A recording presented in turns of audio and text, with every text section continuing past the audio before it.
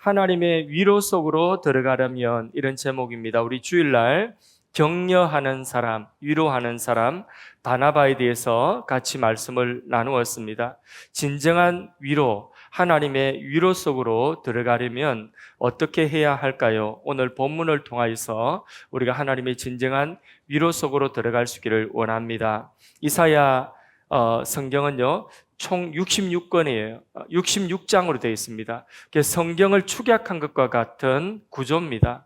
이사야 1장에서 39장까지는 구약 성경 39권과 같이 1장에서 39장까지는 아수르와 같은 그런 강대국의 침략을 받아서 굉장히 힘이 들고 고통스러운 그런 지금 이스라엘의 형편을 말씀해 주고 있고요.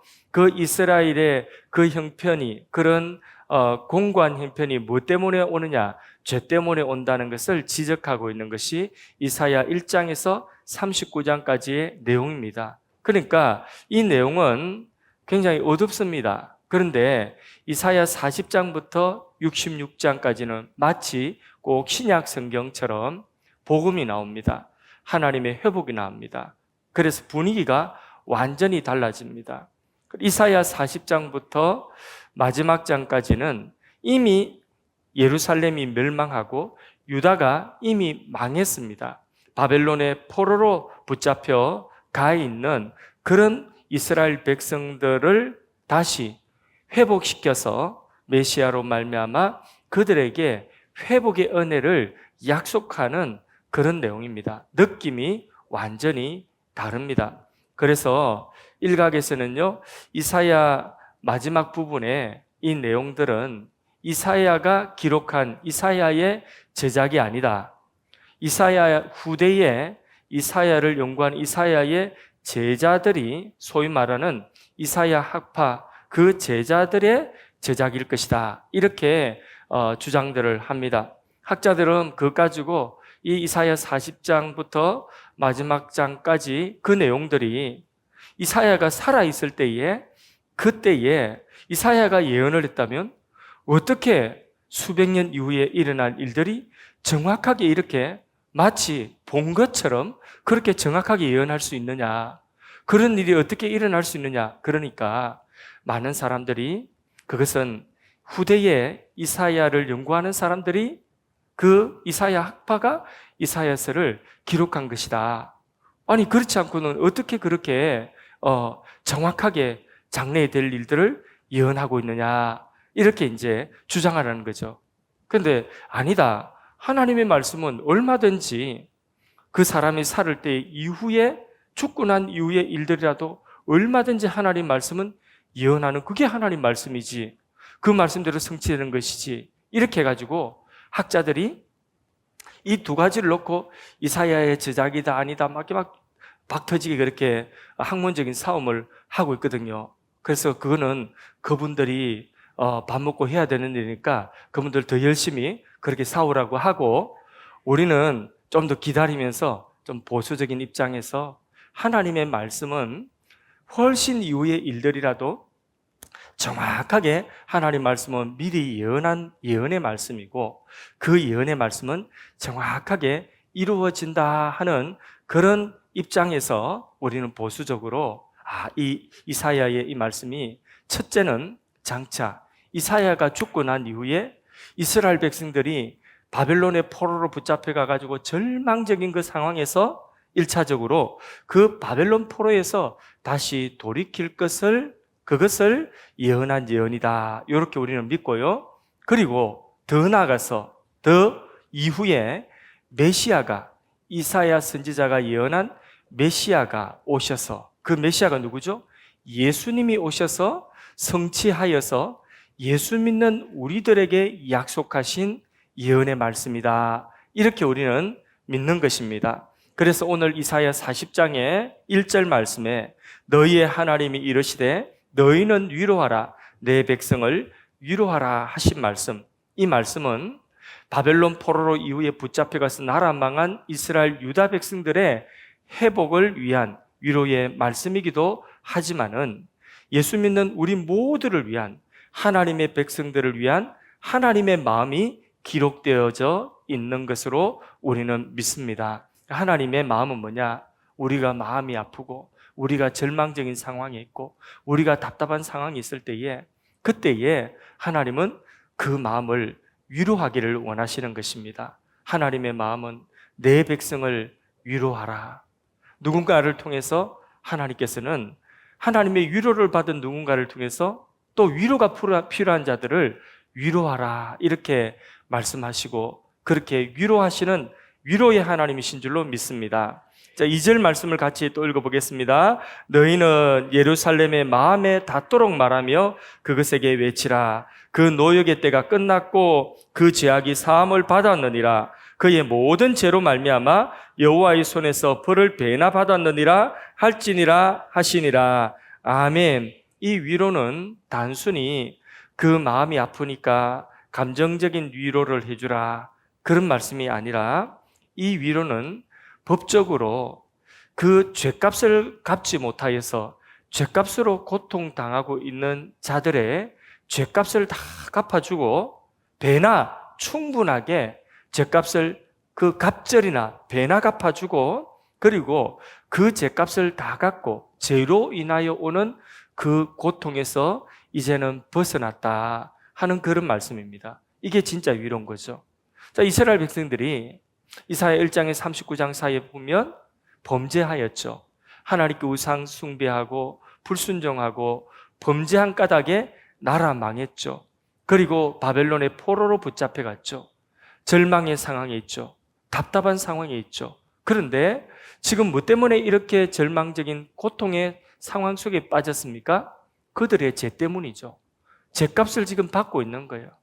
그런데 그 죄값을 지금 받고 있어도 아직까지 자신들의 힘으로는 이 죄값을 다 갚을 길이 없어요. 그러니까 유다 백성들의 그 힘으로서는 이 죄값을 갖고 다시 예루살렘으로 돌아올 가능성이 없어요. 그런데 그 죄값을 누가 갚아줬다고요? 하나님께서, 여호와께서 배나 다 갚아주셨다는 거죠. 죄값을 다 갚아줬기 때문에 이제 너희는 다시 정죄함이 없다. 이게 진짜 위로죠. 복음은 그런 것입니다. 이 소식을 사람들의 마음에 닿도록 전하라는 겁니다. 여기 2절에 보면 예루살렘의 마음에 닿도록, 그 마음에 와닿도록 전하라 하십니다. 이 마음에 와닿아야 지금 위로가 되는 거죠. 왜냐하면 아직도 그들이 절망 가운데 있기 때문에 우리가 여기서 벗어날까? 우리는 벗어날 가망성이 없어 절망 가운데 있다는 거죠. 아직도 의심하는 자들이 있다는 거죠. 그래서 마음에 닿도록 이 말씀을 전하여서 이사야야, 너는 내 백성을 위로하라. 이렇게 미리 위로의 말씀을 주시는 겁니다. 우리의 죄와 우리의 모든 죄의 값은 예수님께서 십자가에서 다 갚으신 줄로 믿습니다. 배나 충분히 갚으신 줄로 믿습니다. 그래서요, 다시는 우리에게 있어서 죄로 인한 정죄는 있어요, 없어요? 없습니다. 결코 정죄함이 없는 것입니다. 그래서 우리는 그 죄에서 자유, 죄에서 해방함을 누린 구원의 백성, 하나님의 친백성이 된 줄로 믿습니다. 그러므로 이제 그리스도 예수 안에 있는 자에게는 결코 정죄함이 없나니 생명의 성령의 법이 너희를 죄와 사망의 법에서 해방하였습니다. 아멘. 우리를 사죄, 모든 죄를 다 속죄하신 사죄의 은혜를 우리에게 입혀주셔서 죄로 인한 고통은 우리에게 없다. 우리가 실수하고 혹시 범죄하여 넘어져서 당한 고통이라 할지라도 그것은 우리를 향한 징벌이 아니라 우리를 깨우치기 위한 징계에 불과한 것입니다. 그래서요, 우리의 모든 삶의 고통을 죄값으로 돌리지 마시고 하나님이 우리를 다시 깨닫게 하시고 돌이키시는 하나님의 징계의 권면으로 그렇게 받아들이시면 좋겠습니다. 괌에 가면 그리 깊지 않은 정글에 요코이 동굴이라고 하는 동굴이 있답니다. 이 2차 대전이 끝났는데 요코이라고 하는 일본 군인들이 괌을 점령해 있었지 않습니까? 태평양 전쟁 때. 근데 전쟁이 끝났어요. 근데 요코이라고 하는 사람이 전쟁 끝난 줄도 모르고 그 동굴에서 28년이나 숨어서 살았다는 거죠. 28년. 그 집에 돌아가면 되는데 28년 동안은 안 붙잡히려고 동굴에서 개구리 잡아먹고 뱀 잡아먹고 이러면서 살았다는 거죠. 불쌍한 사람이죠. 그죠? 예. 우리의 모든 과거와 현재와 미래의 죄까지도 예수님은 십자가에서 사죄하셨습니다. 모든 죄값을 갚았습니다. 우리에게 다시는 정죄함이 없습니다. 이스라엘 백성들에게, 바벨론 노역에 있는 이스라엘 백성들에게 너희들의 모든 노역의 때는 이제 끝났다. 하나님께서, 여호와께서 너희의 죄값을 배나 갚으셨다. 이게 진정한 위로입니다. 우리가 이 세상 살아가면서 힘든 일 만날 때마다 어디 안으로 들어가냐면 우리의 죄값을 사하시고 우리의 고통과 우리의 저주를 가져가시기 위하여 십자가에서 희생하시고 대속의 제물이 되어주신 예수 그리스도 안에 들어가면 우리가 위로받는 줄로 믿습니다. 내가 당하는 고통이 예수님의 고통보다 크겠나? 내가 억울한 그 마음이 예수님이 억울하고 답답한 마음보다 크겠나? 우리가 사람이 변하지 않고 사람이 우리에게 우리의 마음을 아프게 하고 사람 때문에 답답한 그때에도 예수님이 나를 기다려 주시고 인내해 주시고 참아 주시고 그렇게 나를 기다려 주셔서 기어코 구원하시기까지 그렇게 예수님의 답답하심과 인내하심에 우리가 비할 바가 있겠느냐? 이렇게 예수님의 대속으로 들어가면 우리는 우리의 삶의 고통 속에서 진정한 위로를 받는 줄로 믿습니다. 3절을 다 같이 보겠습니다. 3절에서 5절까지 한번 쭉 읽어보겠습니다. 외치는 자의 소리여 이르되 너희는 광야에서 여호와의 길을 예비하라. 사막에서 우리 하나님의 대로를 평탄하게 하라. 골짜기마다 도두어지며 산마다 언덕마다 낮아지며 고르지 아니하는 곳이 평탄하게 되며 험한 곳이 평지가 될 것이요 여호와의 영광이 나타나고 모든 육체가 그것을 함께 보리라. 이는 여호와의 입이 말씀하셨느니라. 아멘. 예. 바벨론에서 예루살렘으로 다시 돌아가는 것. 자, 지금 이스라엘 백성들이, 유다 백성들이 나라 잃어버리고 바벨론에 붙잡혀 포로된 상태에 있습니다. 그 바벨론이라고 하는 곳에서 다시 예루살렘으로 돌아가는, 여호와의 성산 예루살렘으로 돌아가는 그 길이 결코 순탄하지는 않다. 그 순탄하지 않는 길을 광야로, 사막으로, 골짜기 험한 길로 이렇게 표현을 하고 있는 거죠. 그 광야의 길, 험한 길, 골짜기 길, 다시 예루살렘은 회복의 그 땅이에요. 회복의 상징이에요. 바벨론에서 예루살렘으로 다시 회복되어지는 그 길은 결코 순탄하지 않다. 광야요, 사막이요, 골짜기와 같다. 이렇게 말씀하고 있습니다. 그런데 요 광야와 골짜기와 사막과 같은 이런 험한 길은 무엇을 나타내는 거냐, 무엇을 표현한 것이냐면 하나님의 위로를 받고 하나님의 은혜를 받는 회복의 그 길에 이른 데까지 사람들의 마음이 그것만큼 거칠다는 겁니다. 하나님의 은혜를 받을 그런 마음이 되어 있지 않다는 것을 말하고 있는 거예요. 그래서 사람의 마음이 골짜기 같고 사막 같고 사람의 마음이 강야와 같다. 이렇게 말씀을 하고 있습니다.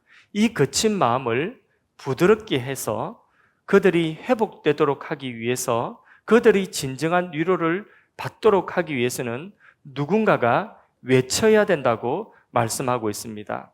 누군가가 외쳐야 된다. 예. 신약 성경을 펼치면 광야에서 외치는 자의 소리가 있습니다. 광야에서 외치는 자가 외치는 자의 소리가 등장하여서 광야에서 외치는 그 사람이 누구죠? 세례요한이죠. 세례요한이 예수님이 오실 그 길, 그 회복의 길, 참 위로의 길을 준비하면서 외칩니다. 뭐라고 외치느냐? 회개하라, 천국이 가까웠느니라. 이렇게 회개의 세례를 전파하고 있는 거죠.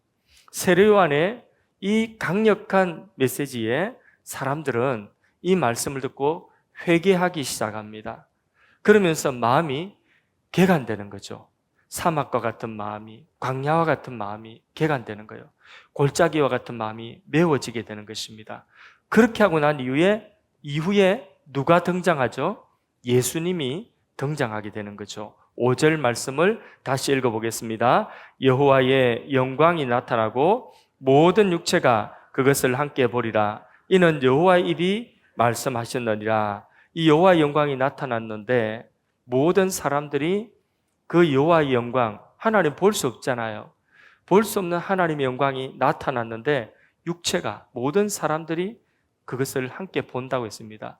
육체로 볼 수 있는, 육안으로 볼 수 있는 여호와의 영광이 나타났다고 했죠. 그가 누구죠? 예수 그리스도인 거죠. 그러니까 세례 요한이 광야에서 그 사람들의 거칠고 그 사람들의 메마른 그런 광야 같고 사막과 같고 골짜기 높이 올라갔다가 쑥 내려갔다가, 그러니까 교만하고 깊이 침륜에 빠지고 이런 사람들의 마음, 거친 마음을 세례 요한이 회개의 세례를 선포함으로 그 거친 마음을 개간하고, 그 뒤에 누가 등장했다고요? 회개할 마음, 우리가 다 죄인이구나 할 때에 누가 등장했다고요? 여호와의 영광이 나타났다. 모든 육체가 함께 그를 본다. 모든 육체가 함께 보는 여호와의 영광이 바로 예수 그리스도인 것입니다. 그때부터 예수님이 이 땅에 오시고 예수님을 통하여서 사람들이 거룩한 길, 생명의 길, 하나님의 나라 속으로, 하나님 나라의 참된 위로 속으로 사람들이 들어오게 되고 그 삶이 회복되는 것입니다. 할렐루야. 오늘 우리가 바로 그 길로 들어가서 바로 예수님을 통해서 우리는 하나님 나라 속으로 들어왔고 하나님 나라의 참 위로와 평안을 누리고 있는 줄로 믿습니다. 그런데 어떤 마음은 아직도 광야 같은 마음이 있습니다. 아직도 사막과 같아서, 광야와 같아서 마음이 메말라 있고, 우리 교회는 모든 성도들의 마음이 다 이렇게 광야와 같지 않고 메마르지 않고 그 마음이 물된 동산 같아서, 그래서 거기서 말씀의 씨가 뿌려지면 막 열매를 맺는 이런 교회인 줄로 믿습니다. 그런데 그렇지 못한 마음들도 있습니다. 메마른 마음, 광야와 같은 마음, 골짜기와 같이 어떤 경우에는 높이 교만해가지고 그렇게 삐쭉 솟아있는 그런 마음이 있고, 어떤 경우에는 내가 뭐 하나 하고 깊이 침륜에 빠져가지고, 그래서 그 감정적으로나 신앙적으로나 깊은 침륜에 빠져가지고 골짜기 깊은 곳에 처박혀 있는 그런 마음이 있을 수가 있습니다. 이런 마음들도 하나님 나라 속으로 들어가고 참된 위로 속으로 들어가기 위하여서 무엇이 선포되어야 되냐? 하나님의 말씀이 선포되어지고, 하나님의 말씀이 선포되는 곳에 예수 그리스도께서, 예수 그리스도를 통한 하나님의 영광의 그 회복이 임하는 줄로 믿습니다. 6절에서 8절 사이 말씀을 같이 또 읽어보겠습니다. 말하는 자의 소리여 이르되 외치라. 대답하되 내가 무엇이라 외치리까 하니 이르되 모든 육체는 풀이요 그의 모든 아름다움은 들의 꽃과 같으니 풀은 마르고 꽃이 시듬은 여호와의 기운이 그 위에 불미라. 이 백성은 실로 풀이로다. 풀은 마르고 꽃은 시드나 우리 하나님 말씀은 영원히 서리라 하라. 아멘. 모든 육체는 풀과 같다. 그 육체의 아름다움은 들의 꽃과 같다. 무슨 뜻이죠? 인생이 길다는 거예요? 짧다는 거예요? 인생이 짧다는 겁니다. 자랑하던 모든 것들도 꽃과 같이 금방 시들어 버린다. 그게 인생이라는 것입니다. 모든 사람이 알아야 되는 것은 인생은 그리 길지 않다. 인생은 짧다. 그 풀과 같고 풀의 꽃과 같은 인생의 영화 아무것도 아니다. 이거를 빨리 깨달아야 되는 것입니다. 이건 모르고 살아가는 사람이 많이 있습니다. 삶이라고 하는 것은 하루하루 각자의 주어진 달력을 채워나가는 것, 지워나가는 것이라 보면 되겠습니다. 그리고 그 달력은 금방 다 지워지고 이제 금방 마지막 장이 되는 것이 그게 인생이라는 거죠. 그만큼 유한하고 짧은 인생이다. 그런데 영원한 것이 있습니다. 영원한 것은 뭐죠? 하나님의 말씀이다. 그러니 그 말씀을 붙들고 영원히 서라는 것입니다. 그게 이사야를 통해서 이스라엘 백성들을 위로하는 핵심되는 메시지인 것입니다. 위대한 우리 신앙의 선배들은요, 하나님의 말씀을, 영원하신 하나님 말씀을 읽고 듣고 그리고 그 말씀을 마음에 새기고 그 말씀대로 살아가는 이런 훈련을 해왔습니다. 렉시오 디바나라고 해가지고 경건한 독서, 거룩한 독서라고 하는 것을 교부시대부터 우리 믿음의 선조들은 성경 말씀을 차분하게 읽고 그리고 듣고 그 말씀을 마음에 새기며 말씀을 몸으로 살아가는 훈련들을 했습니다. 오늘 말하면 말씀을 묵상하고 그 말씀대로 살아가는 훈련이죠. 이게 중요한 우리 기독교 신앙입니다. 중요한 우리 기독교 신앙의 영성입니다. 그래서요, 마음속에 있는 하나님의 영원한 말씀이 그 사람을 영원히 썩지 않게 하는 겁니다. 영원히 병들지 않게 하는 것입니다. 육신은 마르고 육신은 병듭니다. 육신은 점점 약해져 갑니다. 그러나 영원한 하나님의 말씀이 그 안에 있으면 말씀이 영원하기 때문에 그 사람은 썩지 않습니다. 남자들이 군대에서 썩는다고 하죠. 2년 동안에 군에서 썩었다 이런 표현들을 하죠.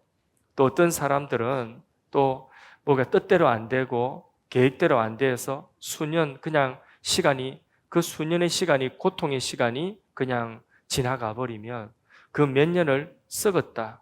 어떤 사람은 심지어는 감옥에 들어가서 감옥에서 몇 년 동안 썩었다. 이런 말들을 합니다. 우리에게 원치 않는 그 시간들이 우리의 삶에 우리 계획대로 진행되지 않는 그 답답한 시간들이 사람들은 썩었다는 그 시간이 썩었다 이렇게 표현들 하지만은 썩어 없어질 시간이 아니라 우리에게는 그 시간이 영원히 소중한 시간 될 수 있습니다. 어떻게 하면요?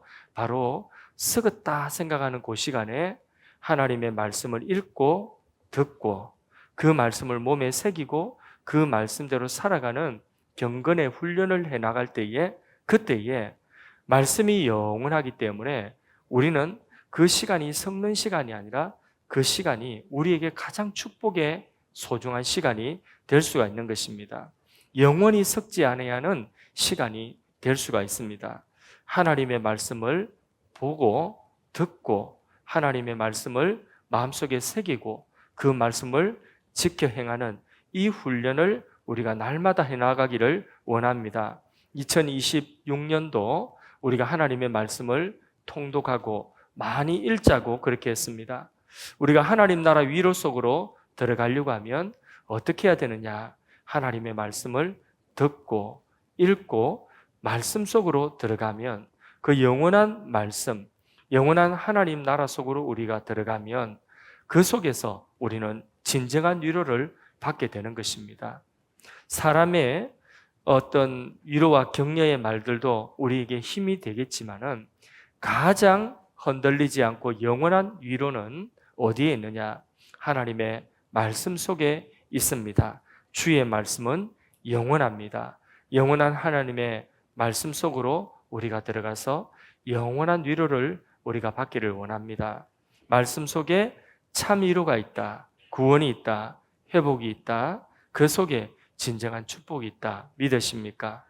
우리가 어떤 자리에 어떤 형편 가운데 초막에 있든 궁궐에 있든 우리가 환한 햇빛 가운데서 쨍하고 해뜰 날 가운데 있든지 아니면 어둡고 컴컴한 추운 겨울과 같고 어두운 밤과 같은 그런 형편에 있든지 우리가 하나님의 말씀을 읽고 듣고 그 말씀 속에 참된 위로를 얻고 하나님 나라의 그 평안과 하나님 나라의 그 영광을 보게 되면 그러면 우리의 현실이 우리에게 복이 되는 줄로 믿습니다. 그 시간이 썩는 시간이 아니라 그 시간을 영원한 시간으로 만드는 소중한 하나님의 선물이 될 줄로 믿습니다.